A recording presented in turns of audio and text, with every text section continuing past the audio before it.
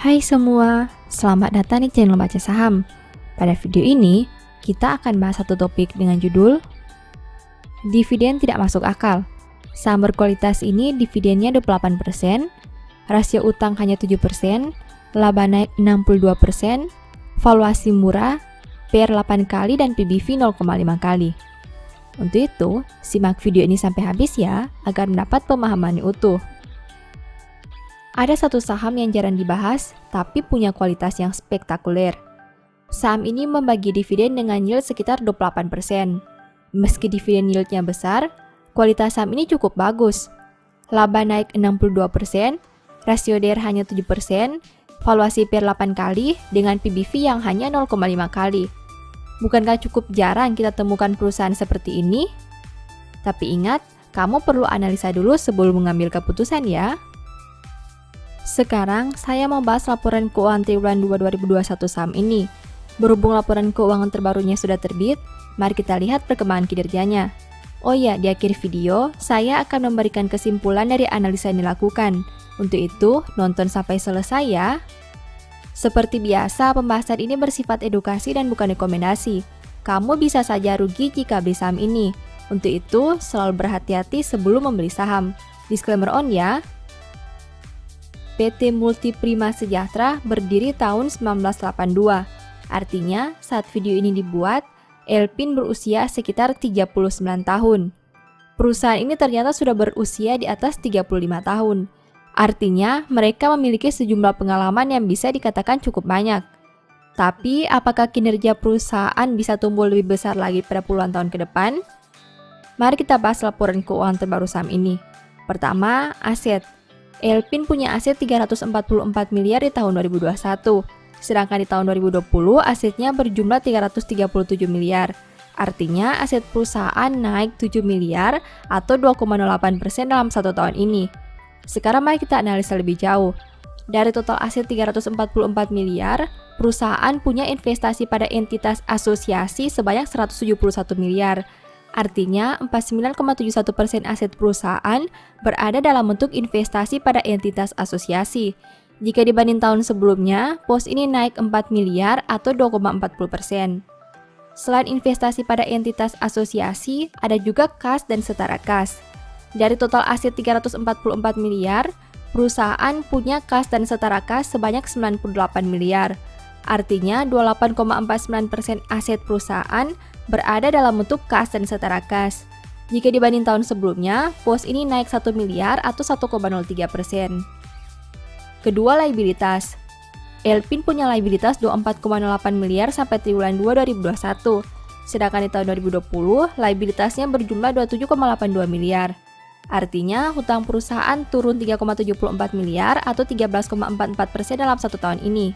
Nah, dari total liabilitas 24,08 miliar, perusahaan punya imbalan pasca kerja sebanyak 11,8 miliar. Artinya, 49% hutang perusahaan berada dalam bentuk imbalan pasca kerja. Jika dibanding tahun sebelumnya, pos ini naik 0,74 miliar atau 6,69%.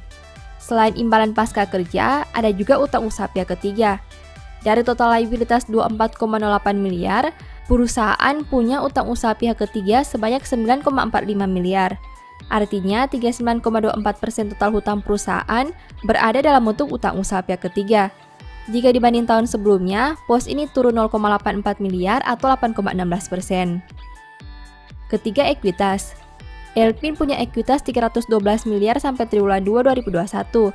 Jika dibanding tahun sebelumnya dengan angka 302 miliar, berarti ekuitas perusahaan naik 10 miliar atau 3,31%. Nah, dari total ekuitas 312 miliar, perusahaan punya saldo laba sebanyak 224 miliar. Artinya, 71,79% ekuitas perusahaan berada dalam bentuk saldo laba. Jika dibanding tahun sebelumnya, pos ini naik 11 miliar atau 5,16%. Keempat, pendapatan. Elpin punya pendapatan 59,58 miliar sampai triwulan 2 2021. Sedangkan di tahun 2020, pendapatannya berjumlah 43,61 miliar. Berarti pendapatan perusahaan naik 15,97 miliar atau 36,62% dalam satu tahun terakhir. Kelima, biaya pokok pendapatan. Elpin punya biaya pokok penjualan sebanyak 44,11 miliar. Sedangkan di tahun 2020, biayanya berjumlah 33,64 miliar. Berarti biaya pokok pendapatan naik 10,47 miliar atau 31,12% dalam 1 tahun terakhir. Keenam, laba. Elpin mampu menghasilkan laba sebanyak 10,34 miliar. Jika dibanding tahun sebelumnya di angka 6,35 miliar, berarti laba perusahaan naik 3,99 miliar atau 62,83% dalam 1 tahun terakhir. Ketujuh, rasio keuangan. Elpin punya ROE 6,62% dengan NPM 17,37%. Sedangkan untuk sisi resiko, saham ini punya DER 7%. Rasio NPM Elpin cukup menarik meski ROE-nya biasa saja. Tapi yang luar biasa dari perusahaan ini adalah DER-nya yang hanya 7% saja. Cukup jarang perusahaan dengan rasio DER seperti ini. Kedelapan, valuasi. Saham ini punya PER 8,34 kali dan PBV 0,55 kali. Perusahaan ini punya valuasi yang menarik. PER hanya 8 kali dan PBV hanya 0,5 kali. Tapi ingat, kamu perlu pertimbangkan banyak hal selain valuasi sebelum membeli saham. Nah, setelah melihat pembahasan tadi, ini beberapa kesimpulannya. 1. Peningkatan aset berasal dari investasi di entitas asosiasi. Kedua, penurunan liabilitas berasal dari berkurangnya nominal biaya yang masih harus dibayar. Ketiga, ekuitas naik karena saldo laba yang bertambah. Keempat, bertambahnya laba karena pendapatan yang meningkat melebihi beban operasionalnya. Kelima, rasio profitabilitas terlihat biasa saja, tapi dari perusahaan ini sangat menarik karena rendah. Keenam, valuasi cukup rendah dan bisa untuk dipertimbangkan lebih jauh.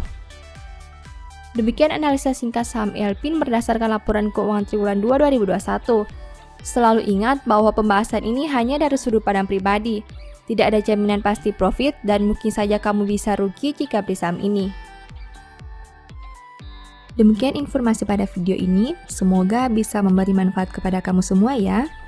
Oh iya, saya mau menyampaikan bahwa sekarang Baca Saham punya 3 e-book tentang saham yang mungkin saja bisa berguna bagi kamu, yaitu Strategi Nabung Saham, Analysis Report, dan The Stock Market.